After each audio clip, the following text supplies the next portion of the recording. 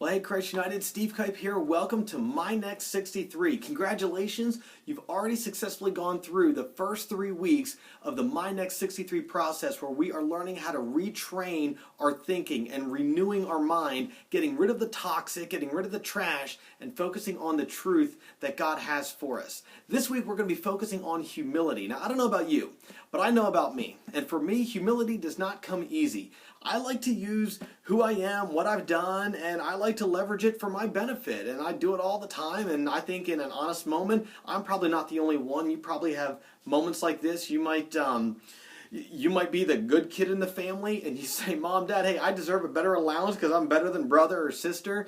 You may think you deserve a certain promotion at your job because of things you've done. And all the time, even in marriages and all kinds of relationships, we leverage who we are to try and get what we think we deserve out of the relationship. Now, this is really great because we talked about this yesterday in the message, and we talked about how do we love like Jesus? And the love that Jesus had a great sense of humility. If you weren't here, we were in Philippians chapter 2, and we're going to read just 2 quick verses. We're going to look at verse 3, which is, do nothing out of selfish ambition or vain conceit. Rather, in humility, value others above yourself. That means if you want to have a sense of humility the way Jesus had, that means you value other people more than you value yourself. You make them feel as if they are more important than you. And even though we like to push back because we think, well, nothing's going to come back my way, or I don't know if it will, well, that still wasn't the model that Jesus said. If you skip down to the middle of verse 8, in Philippians 2, it says he, that's Jesus, he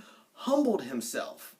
And how did he do that? By becoming obedient to death, even death on a cross. You see, Jesus was due all kinds of incredible things: honor, glory, respect, all of that, being the Son of God. And he said, no, I'm not going to take all of that, because relationship with you and relationship with me is more important. So he humbled himself to the point of being a servant and even being crucified on a cross to show you how much he loves you and to show me how much he loves me. It was an incredible act of love, and it was done with such humility that it was the greatest example we could ever have. And for those of us who would say we're Christians, we're Christ followers, that's the model that we're to follow. We are to value others as they are more important than us. We're going to value them more than we value ourselves. And this week, as we talk about humility, that's what we're going to be focusing on. So thanks so much for tuning in to My Next 63. We will see you tomorrow.